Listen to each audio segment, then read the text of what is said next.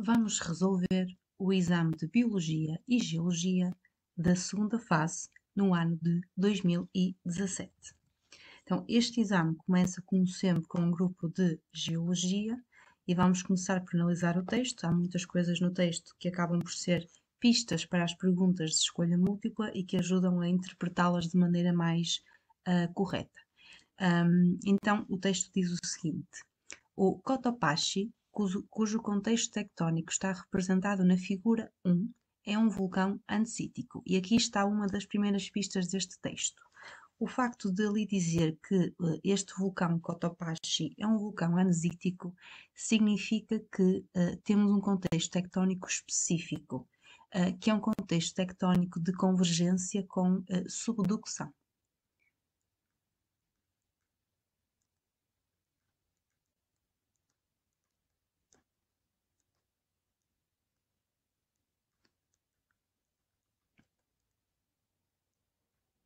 Ora, relembrando um bocadinho a parte de tectónica e de limites tectónicos, a convergência acontece quando temos duas placas tectónicas a chocar uma contra a outra, e a subducção ocorre quando uma dessas placas é então oceânica.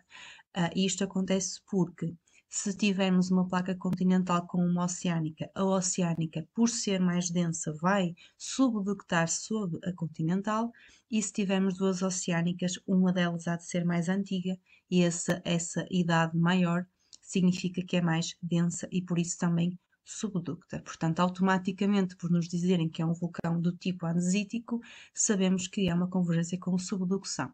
O andesítico também está aqui com uma informação em termos de tipo de magma, em termos de composição química, e portanto sabemos que este andesítico também significa que é do tipo intermédio e portanto terá uma percentagem de sílica entre o magma mais básico e o magma mais ácido. Não é por acaso este nome, e aqui conseguimos ver bem que ele se chama andesítico porque é característico desta Cordilheira dos Andes, localizada na América do Sul. Continuando a ler, diz-nos que desde 1738 entrou em erupção mais de 50 vezes. O seu cone é formado por níveis piroclásticos intercalados com níveis lávicos. E temos aqui outra pista que nos ajuda a descodificar um bocadinho este texto.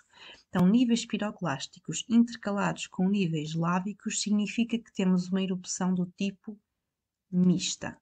Ou seja, por vezes este vulcão tem uma lava mais próxima do básico e dá uma erupção mais do tipo efusiva, que justifica aqueles níveis lávicos, e por vezes tem uma lava mais ácida, mais viscosa, mais difícil de extruir, e temos então os piroclásticos para nos comprovar essa parte mais explosiva.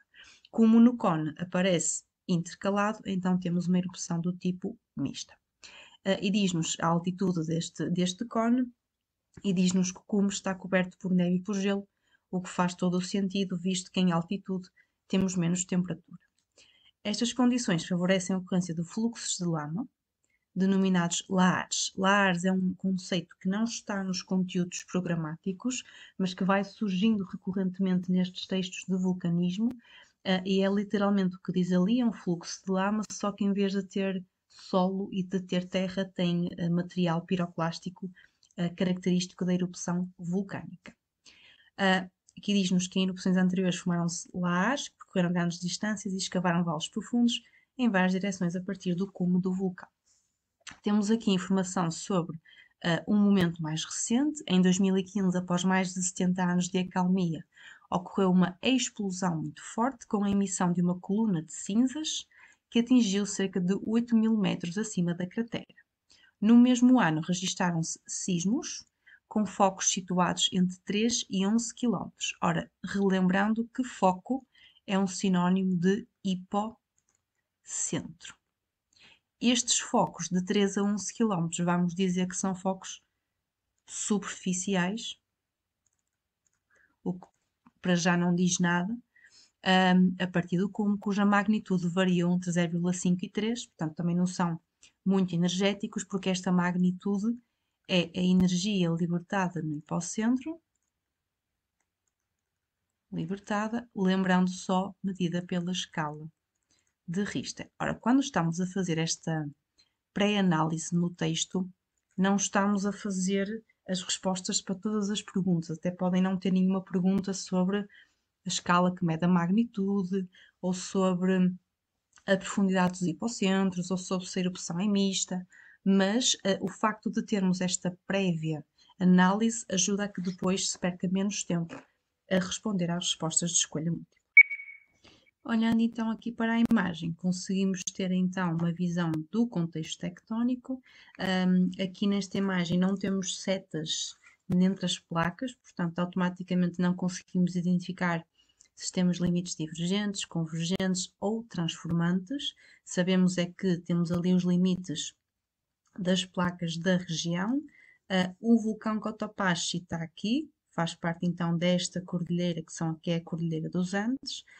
E sabemos, por causa do texto, que aqui será um limite do tipo convergente, em que esta placa de Nazca está a subductar sobre esta placa sul-americana. Portanto, fazendo aqui uma passagem para uma figura em 3 dimensões, teríamos algo deste género, em que aqui seria a placa de Nazca e aqui teríamos a placa sul-americana, onde apareceria então o vulcão de Cotopaxi, que pertence então à Cordilheira dos Andes. É a única coisa que temos aqui nesta imagem. Temos também, como sempre, a orientação, neste caso está para o norte, nada de especial a mais nesta imagem.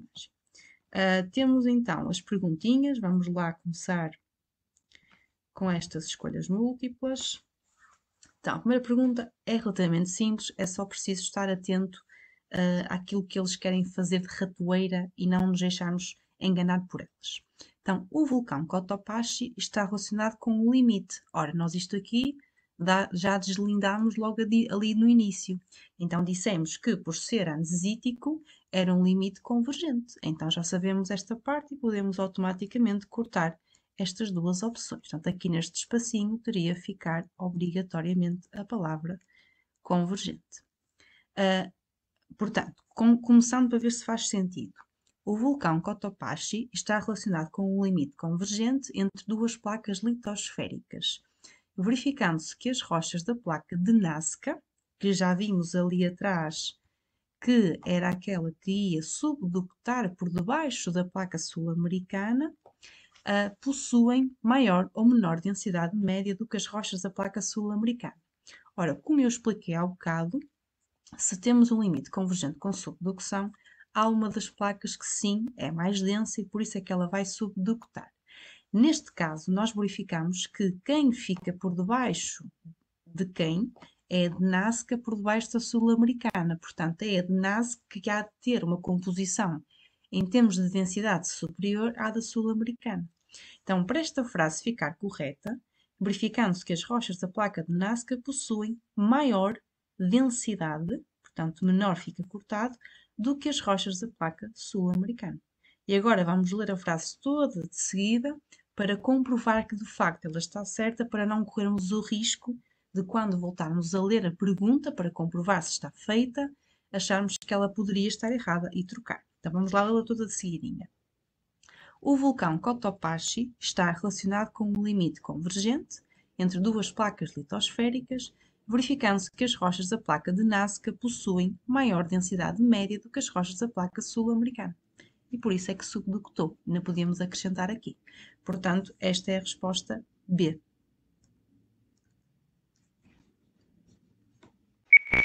Pergunta 2. O Cotopaxi apresenta vulcanismo de tipo fissural e lavas com percentagem intermédia e de sílica, e depois temos também a hipótese do central e temos também a hipótese de paracílica baixa percentagem. Ora, entre fissural e central, que é a primeira coisa que temos de escolher aqui, o Cotopaxi tem um vulcanismo do tipo central. Isto porque no texto informa-nos que existe um cone que está coberto por neve e por gelo, e se temos um cone, temos então vulcanismo do tipo central. Então, a resposta A e a resposta C, por ter aqui a palavra fissural, já pode ser eliminada. Então, relembrando, o vulcanismo pode ser fissural se a lava conseguir extruir por fissuras no solo e vai ser central quando existe cone. Todos os vulcões não nascem com cone. O cone é a acumulação de material magmático que vai extruindo pela cratera e que vai acumulando, fazendo a estrutura típica do vulcão, que é ter um cone. Portanto, sabemos que é central e esta parte aqui também tínhamos visto no texto, porque nos dizia que o vulcão era do tipo andesítico e tínhamos confirmado que então era uma percentagem intermédia de sílica. Portanto, esta também seria relativamente simples. Ora, pergunta 3. Um dos mecanismos responsáveis pela formação do magma que alimenta o vulcão Cotopaxi é. O que é que nos está aqui a falar? Está-nos a falar de formas de fazer magma. Portanto, aqui tem formação de magma que alimenta o vulcão Cotopaxi, mas podia ter formação de magma que alimenta qualquer vulcão. Portanto, aqui até podíamos colocar isto entre parênteses, não é importante para a resposta que vamos escolher. Ora, o que é que temos aqui como hipóteses? Na resposta A diz-nos que o aumento da temperatura formaria magma, ok, até aí se calhar todos concordamos, porque se estiver mais quente a rocha há de fundir mais facilmente, portanto esta parte estaria correta, devido ao teor de água nas rochas. Esta parte aqui é que não faz muito sentido, porque estamos a dizer que há um aumento de temperatura porque há água. Então aqui não faz muito sentido. A água tem outro papel, não é de aumentar a temperatura, por isso esta aqui poderíamos cortar. Aumento de temperatura devido ao aumento de pressão. Ora, aumento de temperatura, mais uma vez, estaria correto, mas nunca seria por causa do aumento de pressão. Até porque para fazer magma é melhor diminuir a pressão do que aumentar, porque aumentar a pressão faz com que, mesmo que haja temperatura, o material não consiga fundir. Portanto, permaneceria em rocha e não em magma. Portanto, esta parte aqui estaria errada e também não tem relação direta com a temperatura e, portanto, a resposta B também ia à vida. C. Diminuição do ponto de fusão das rochas, faz sentido. Então, se uma rocha normalmente, imaginemos, funde 1000 graus, se ela por algum motivo começar a fundir a 500, ela vai derreter mais rapidamente do que se tivesse que esperar pelos 1000 graus. E agora vamos escolher uma justificação para esta diminuição do ponto de fusão. E aqui diz devido ao teor de água, e isto está correto. Isto acontece essencialmente nos limites convergentes com subducção, quando temos a placa a subductar. Este material que está aqui, que foi obrigado literalmente a subductar sob aquele material, acabou por arrastar sedimentos que continham água na sua composição. E é esta água deste material que faz baixar o ponto de fusão das rochas deste sítio e que, ao baixar o ponto de fusão, acaba por torná-las mais fundidas e essa fusão permite que depois se forme magma, que depois irá originar o vulcão Cotopaxi. Portanto, a resposta certa será esta aqui. Confirmando que a D não é. Diminuição do ponto de fusão das rochas, ok, esta parte está igual, portanto estaria certa, devido ao aumento de pressão. E, portanto, aqui não faz sentido, mais uma vez, um dos mecanismos que facilita a formação de magma é a diminuição da pressão, que acontece nos limites, por exemplo, divergentes, nos rifts ou nos hotspots, quando o magma está a ascender até à superfície. À medida que ele vai ascendendo, vai ficando mais líquido porque a pressão vai diminuindo e, portanto, aqui teria que ser obrigatoriamente diminuição da pressão para termos um mecanismo que ajuda a fazer magma. Pergunta 4. As rochas formadas a partir da lava expelida pelo vulcão Cotopaxi resultaram de um arrefecimento. Primeiro vamos ter que escolher entre lento e rápido. E aqui temos uma coisa escondida nesta pergunta, que diz que as rochas formadas a partir da lava expelida. Ora, se a lava foi expelida, temos aqui um arrefecimento à superfície.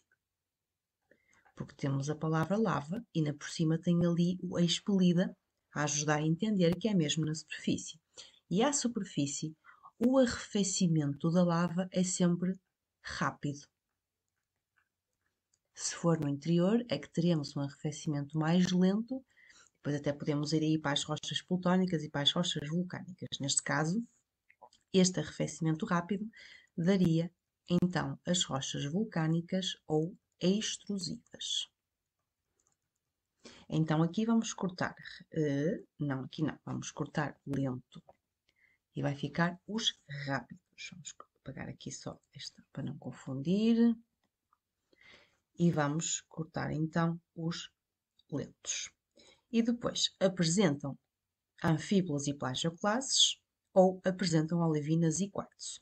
Ora, as rochas vulcânicas podem ser de qualquer tipo de magma. Podem ser de magma basáltico, podem ser de magma andesítico, podem ser de magma riolítico.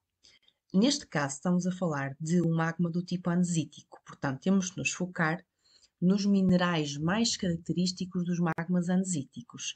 E aqui vamos buscar este conceito a que parte da matéria? Vamos buscar a série de Bowen. Então, só relembrando que a série de Bowen tem duas séries, uma série descontínua e uma série contínua, e depois embaixo temos os minerais félsicos, os mais clarinhos. Então, para relembrar, temos como minerais máficos de início que são característicos das rochas básicas / intermédias. Temos olivinas, piroxenas, anfíbolas, biotites, e depois aqui temos nos félsicos o feldespato potássico, a moscovite e o quartzo. Aqui nas plagioclases, na nossa série contínua, temos aqui em cima a anortite e temos aqui embaixo a albite. A anortite é rica em cálcio e a albite é rica em sódio. Ora, se estamos a falar de magmas intermédios, olivinas e quartzo aqui nunca poderia estar. Além de que, se nós repararmos nesta série, a olivina e o quartzo estão nas pontas, estão nos extremos, portanto têm pontos de fusão e pontos de solidificação completamente distintos. Portanto, nunca há de haver uma rocha que terá olivina e quartzo, que eles são incompatíveis. Portanto, esta aqui nunca poderia ser, então resta-nos a resposta B. Pergunta 5. Considere as afirmações seguintes relativas a situações de risco vulcânico. 1. As erupções efusivas geralmente constituem maior perigo para as populações do que as erupções explosivas. Estamos aqui a comparar, em termos de perigosidade para as populações, as erupções do tipo efusivas e as erupções do tipo explosivas. Ora, as erupções do tipo efusivas geralmente caracterizam-se por ter menos piroclastos, menos libertação de gases e, essencialmente, são caracterizadas pelas suas escoadas de lava, que nós sabemos que pode ter vários tipos, pode ser do tipo escoriáceas, do tipo encordoadas ou até mesmo do tipo em almofada, se por acaso a erupção for submarina. Já as erupções explosivas são caracterizadas por terem, por exemplo, a formação de nuvens ardentes, que é uma nuvem de gases e de piroclastos incandescentes que é muito densa e, portanto, tem tendência a descer pelos flancos dos vulcões e também tem muita libertação de piroclastos, inclusive dos piroclastos de maiores dimensões, como as bombas, apesar de também ter libertação de lapili e de cinzas. Em termos de perigosidade para as populações, a mais perigosa é então a explosiva, porque a nuvem ardente acaba por ser muito difícil de controlar e de perceber o sentido e a direção que ela vai tomar, enquanto que a escoada é mais fácil de ter essa percepção e, portanto, será mais fácil também de evacuar uma população e de não ter tanto perigo para ela. Portanto, esta frase está falsa, porque aqui diz-nos é que as efusivas são mais perigosas e é o contrário. 2. A identificação de deformações na superfície do cone vulcânico permite monitorizar a atividade vulcânica. Isto é verdade. Não é o único método para fazer esta monitorização, este tomar conta do vulcão. Podemos também acrescentar aqui a sismologia, a quimicidade das águas mais próximas, quer em termos de pH, quer em termos de CO2, quer em termos de outros gases, mas esta monitorização é importantíssima para percebermos se o vulcão está ou não prestes a entrar em erupção, o que permite também evacuar as populações e diminuir os riscos para as mesmas. Portanto, sim, identificar deformações na superfície do cone vulcânico é uma das maneiras de monitorizar estes vulcões. 3. A alteração da composição e do volume das emissões fumarólicas é considerada um sinal precursor de uma erupção, ou seja, é um aviso de que a erupção possa vir a acontecer brevemente. Portanto, isto é também verdadeiro. Se aqui estivesse uma palavra que nos dissesse que pudesse ser um sinal que houve uma erupção, aí sim estaria falsa. Portanto, com 2 e 3 verdadeiras, vamos escolher a opção C. Os dados Pergunta 6. Os dados fornecidos no texto indicam que os eventos sísmicos ocorridos em 2015 tiveram. Também tínhamos visto esta parte no texto e tínhamos visto que os sismos tinham entre 3 e 11 quilómetros e tínhamos confirmado que poderíamos considerá-los superficiais. Portanto, é a primeira coisa que vamos fazer aqui. Então, temos hipocentros superficiais, portanto, a resposta B e D que dizem hipocentros profundos podem sair daqui. E também tínhamos lá a magnitude, que era entre 0,5 e 3, e estes valores são considerados baixinhos, aqui nem sequer chega a 1 de magnitude, e portanto vamos escolher hipocentros superficiais e baixa magnitude.